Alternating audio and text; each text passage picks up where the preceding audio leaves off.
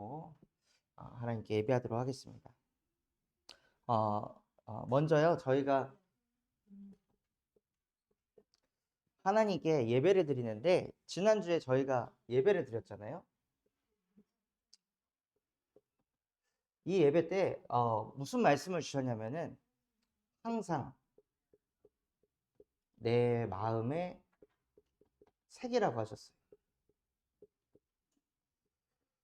그리고 저희가 이렇게 예배를 드리면은요, 그냥 항상 마음에 새겨라, 이걸 아는 게 아니라요, 말씀을 받으면은 이 말씀을 삶 속에다가 적용하는 게 가장 중요합니다. 마음에 항상 무엇을 새기라고 하셨냐면, 하나님이 나와 항상 함께 하신다고 새기라고 하셨어요. 지난주에 제가 사역 현장을 갔는데, 거기에서 이분이 2014년도에 그 세계 4대 발레 대회 중에 한 곳을 가가지고 거기서 코치 일을 하셨어요. 코치 일을 하시면서 자기가 가르치던 제자가 그 대회에서 금메달리스트가 됐거든요. 그러니까 그만큼 이분이 능력이 있으신 분이고, 발레를 너무 잘해서 유럽에 있는 스승님이 비행기 티켓이랑 네가 먹고 자고 할 거 내가 다 책임지겠다 해서 데리고 와가지고 유럽에서 발레를 배우신 분이에요. 그런데 지금은요, 항상 마음에 뭘 계속 새기고 있냐면, 난 안 돼. 나는 못해. 나는 무기력한 사람이야. 이거를 계속 새기는 거예요, 마음속에. 근데 이렇게 능력 있는 사람이 마음에다가 자꾸 안 된다, 나는 못한다, 나는 부족하다, 이런 거를 자꾸 새기니까 뭐에 잡히냐? 너무 힘드니까 아침부터 막 술을 마실 수밖에 없고, 그런 상태까지 완전히 무너져 버렸대. 그래서 자기를 위해 기도해 달라고 해서 붙잡고 기도를 해드리는데요, 하나님, 너무 힘이 듭니다. 하나님의 은혜면 아니면 저 안 되는 존재입니다 라고 기도를 시작하니까 그분이 막 펑펑 우시면서 제 손이 부셔져라 이렇게 꽉 잡고, 살려달라고, 도와달라고, 저 포기하지 말라고, 이렇게 얘기를 하시더라고요. 마음에 눈에 보이지 않는 이 사단이라는 존재가요, 하나님이 나와 항상 함께 하심을 놓치게 하고 자꾸 자기의 연약한 거, 부족한 거, 내가 못하는 거, 이거 계속 떠올려가지고 그걸 계속 각인시키는 거예요. 그래서 내가 이렇게 부족하니까 내 아내도 나 때문에 힘든 거야. 내가 이렇게 부족한데 내가 무슨 가정을 이루어? 내가 이렇게 부족한데 내가 무슨 스승이 될 수 있어? 내가 이렇게 부족한데 무슨 대표야? 이런 생각을 계속 심으니까 무너질 수밖에 없는 거예요. 그래서 과거에 아무리 잘 나가고 대단했다 할지라도요, 눈에 보이지 않는 이 사단의 역사를 그 누구도 못 이긴다는 거예요. 그래서 마음에 항상 무엇을 새기셔야 되냐면요, 마태복음 16장 16절, 주는 그리스도이시며 살아계신 하나님의 아들이십니다. 예수 그리스도께서 지금 내 마음속에 하나님과 함께가 아닌 다른 걸 자꾸 심어서 나를 힘들게 하고 무너지게 하는 모든 응함의 세력을 십자가에서 끝내셨습니다 라고 늘 마음에다가 새기시는 거예요. 이걸 자꾸 새겨야 어떻게 되냐면 18절의 응답이 오는 거예요. 반석이 됩니다. 이런 문제, 저런 문제, 이 사람의 말, 저 사람의 말, 현실이 이렇고 상황이 이렇고 환경이 이래도 흔들리지 않는 반석이 되는 거예요. 그래서 이거 응답을 받기 위해서는 항상 마음에다가 예수 그리스도의 복음을 새기시기 바랍니다. 그래서 오늘 기도하면 왜 질병이 떠나가는가? 성경에는요, 하나님께서 어떤 약속을 하셨냐면 치유의 약속을 하셨습니다.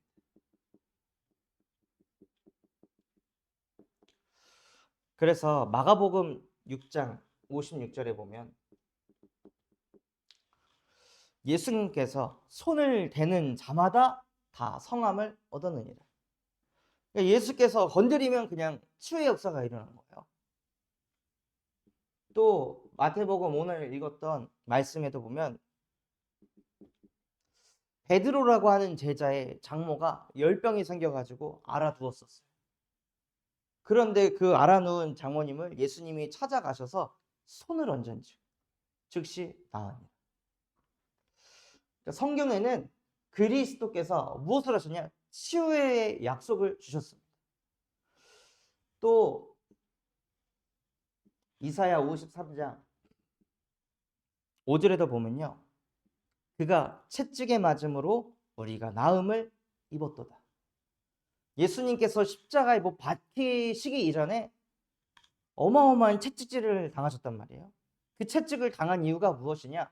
우리에게 임할 모든 죄와 저주 또 병, 그 모든 문제까지 그걸 싹 다 치유하시려고 예수님께서 채찍을 맞으셨다는 거예요. 그래서 성경에는요, 뭘 약속하셨냐? 치유하는 약속을 하셨습니다. 그렇다면 먼저 병의 원인을 진단해야 합니다.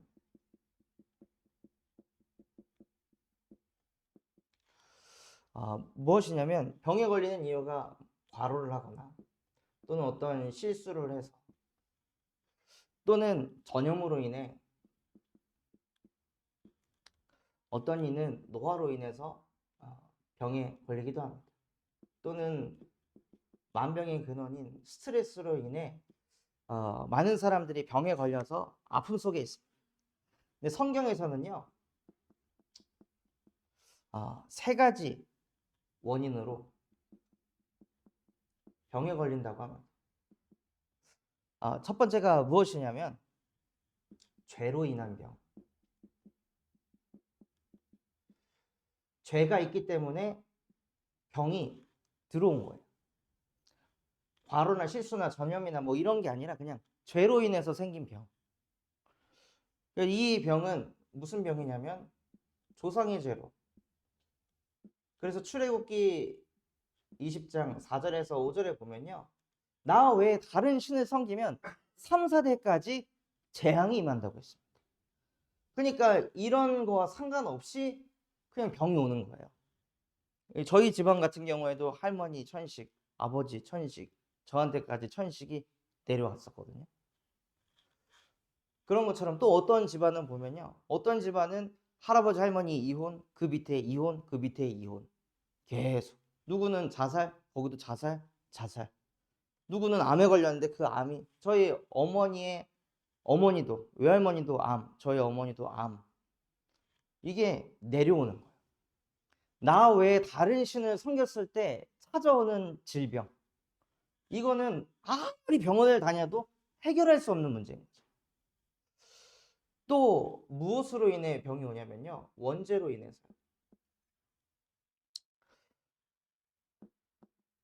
창세기 3장 문제로 통해 인간이 하나님의 말씀을 불순종해서 하나님 떠나가지고 생긴 찾아오는 그 병이요. 그래서 오늘 읽었던 말씀에 보면요. 베드로 장모를 고친 것을 넘어서 많은 병든 사람들이 예수님을 찾아왔습니다. 예수님을 찾아가서 예수님을 만났는데 그 병이 치유가 되는 거예요. 왜 그럴까요? 이 병이 아닌 거예요. 그들이 가지고 있던 질병은 하나님 떠나서 생긴 원죄로부터 생긴 질병이었어요. 그러니까 예수님을 만나서 하나님 만나니까 그 즉시 그냥 병이 끝나버리는 거예요. 또 무슨 병이 있냐면요. 자본죄로 인해 찾아오는 질병이 있습니다. 그리고 성경에서는 세 가지 원인이 또 뭐라고 하냐? 귀신이 가져다 주는 병.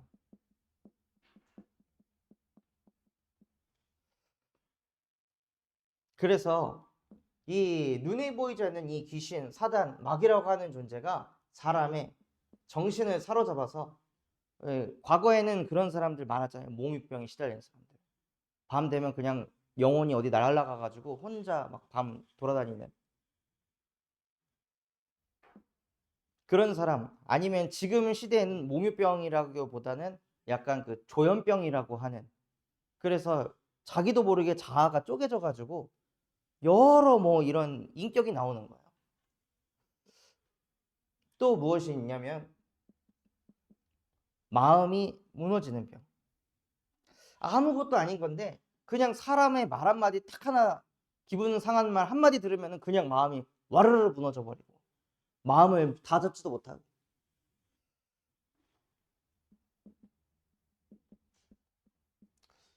또 귀신이 가져다 주는 병이 무엇이냐면 환경이 이상해져요.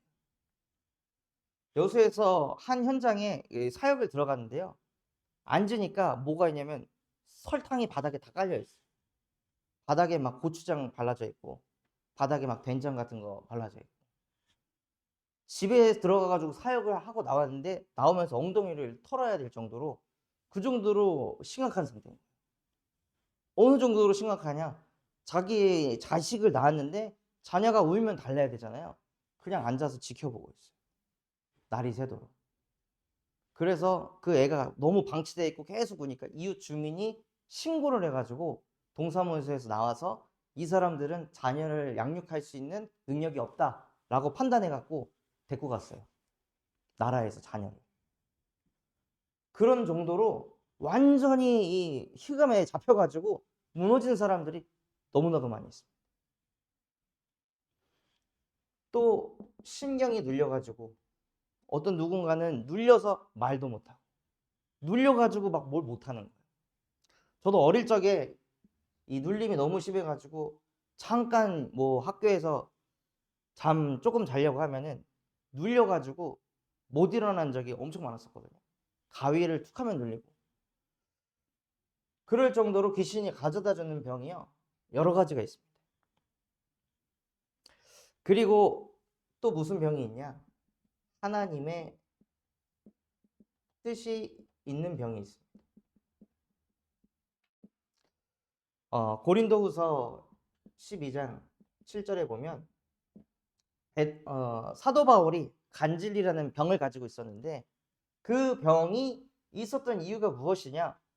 사도 바울이 말씀을 증거만 하면 귀신 들린 자 치유되고 병든 자 치유되고 안진뱅이 일어나고 이런 역사들이 막 계속 일어나니까 만약에 사도 바울이 병이 없었더라면 사도 바울이 자기도 모르게 교주가 됐겠죠.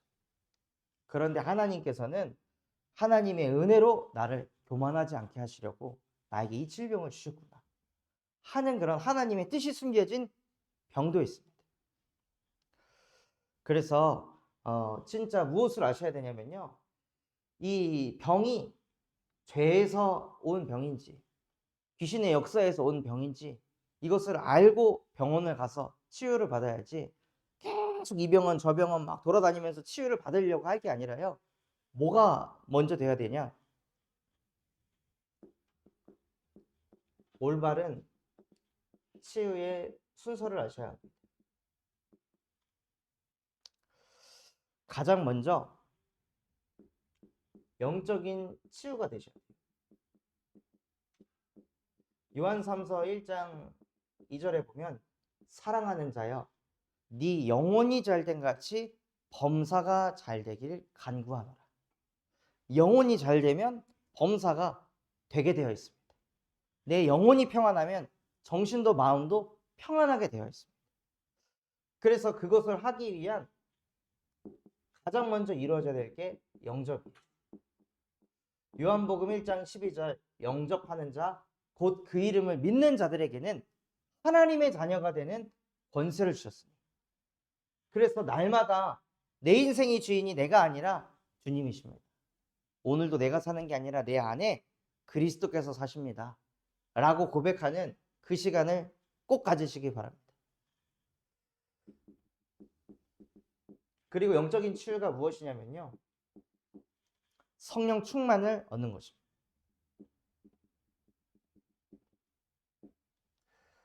성령이 충만하지 않으면 자꾸 자기도 모르게 마귀에게 틈을 줘가지고 그 틈 속으로 파고들어서 우리의 생각과 마음을 사로잡습니다.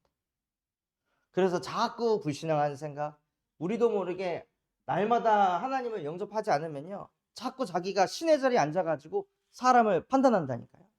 사람을 자꾸 정죄해요.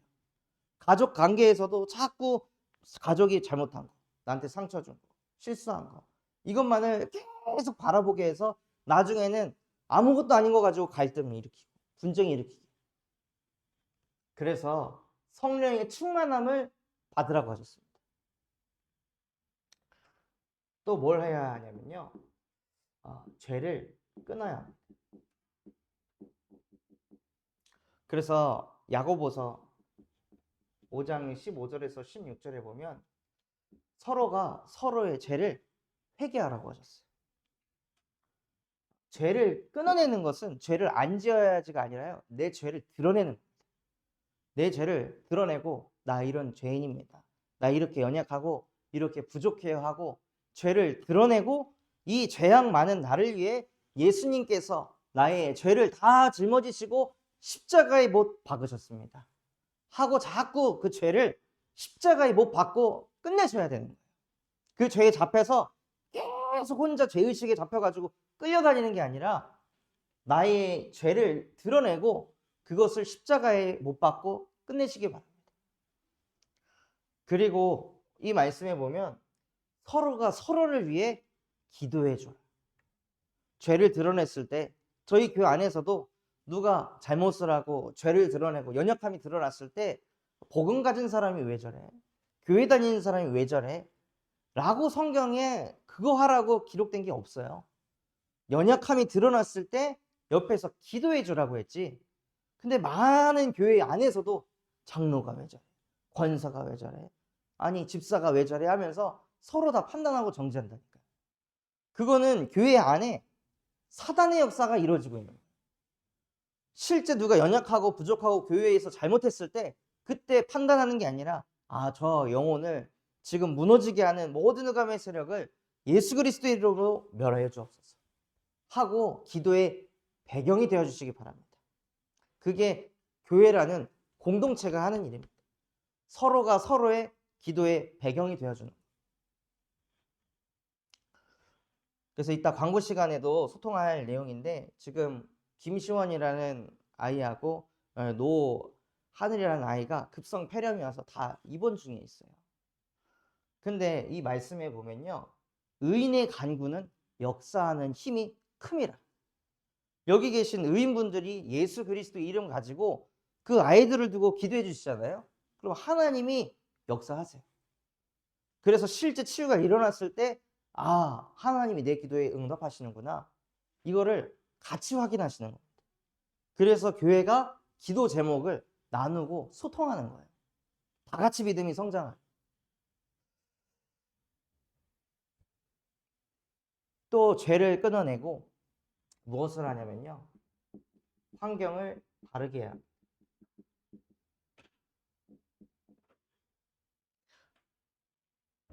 그리고 나서 물리적인 치료를 이때부터 진행하시는 거예요. 근데 이 내용 중에요. 가장 중요한 부분이 무엇이냐면 바로 이것입니다. 믿음은 바라는 것들의 실상이고 보이지 않는 것들의 증거라고 했습니다. 내가 믿는 예수 그리스도께서는 손을 얹은 즉 즉시 낫게 하실 수 있는 그리스도이십니다. 하고 그것을 마음속에서부터 믿고 있는 거예요. 하나님 이거 고쳐주세요. 치유해주세요가 아니라 고쳐주세요. 고쳐주세요. 고쳐주세요 한다는 건 무슨 뜻이에요? 마음속에서부터 안 믿고 있다는 거 아닐까요? 근데 내 마음 깊은 곳 속에서부터 나는 이 말씀 그대로 될 것을 믿습니다. 하면 믿는 자들에게 능치 못할 일이 없다고 하셨습니다. 그래서 마음 속에서부터 믿음이 생기기를 기도하셔야 돼요. 그러면 여기에 있는 말씀 그대로 이미 우리의 모든 병과 죄는 예수님께서 다 끝내셨다. 이걸 마음 속에서부터 믿고 누리시길 바랍니다.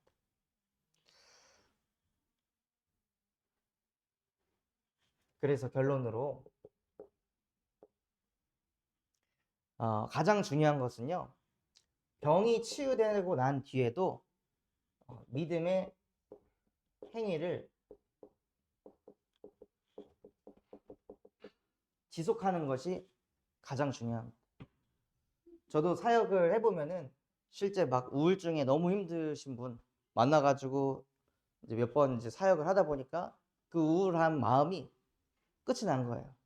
치유가 돼서 얼굴도 밝아지고 말도 바뀌고 그러면 사람들이 신앙생활을 그만하더라고요.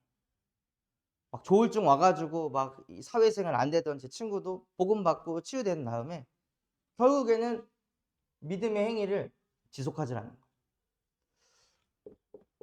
그래서 치유가 중요한 게 아니라요. 뭐가 제일 중요하냐? 창세기 1장 27절 원래 인간은 하나님의 형상으로 창조된 영적 존재라서 믿음의 생활을 계속 해야 되는 겁니다. 응답 받기 위해서 신앙생활을 하는 게 아니라 원래 인간은 하나님과 함께 하도록 창조되었기 때문에 신앙생활을 계속 하는 거지, 그걸 하다 보니 응답도 받고 그걸 하다 보니 병도 치유가 되어지는 것입니다. 그래서 그 모든 것은 그냥 지나가는 과정이기 때문에 항상 마음에 뭘 두셔야 되냐? 아, 나는 하나님의 형상으로 창조된 영적 존재라서 나는 영이신 하나님께 예배해야 합니다. 나 예배하지 않으면 난 또다시 돌아갑니다. 과거로 돌아갑니다. 내 체질로 돌아갑니다. 나 다시는 그렇게 살고 싶지 않습니다. 라고 고백하시면서 늘 하나님 앞에 예배하는 신앙인 되시기를 예수 그리스도의 이름으로 기도하겠습니다. 하나님 아버지 감사합니다. 오늘 우리에게 말씀 주신 것처럼 정말로 기도하면 왜 질병이 떠나가는가? 하나님, 이곳에 있는 영혼들, 또한 지인들, 또 가족들에게 질병이 있다면 오늘 주신 말씀을 가지고 실제 적용하고 누릴 수 있도록 은혜를 베풀어 주시옵소서. 우리의 모든 질병을 짊어지시고 십자가에서 못 박고 끝내셨다고 말씀하셨습니다. 다 끝내신 그리스도의 복음이 우리의 복음 되어질 수 있도록 우리에게 믿음을 더하여 주시옵소서. 그 믿음 가지고 기도할 때 실제 하늘 보좌가 움직여서 치유의 역사 일어나는 것 보는 증인이 되게 하옵소서. 지금도 살아서 우리와 함께 하시는 예수 그리스도의 이름으로 기도합니다. 아멘.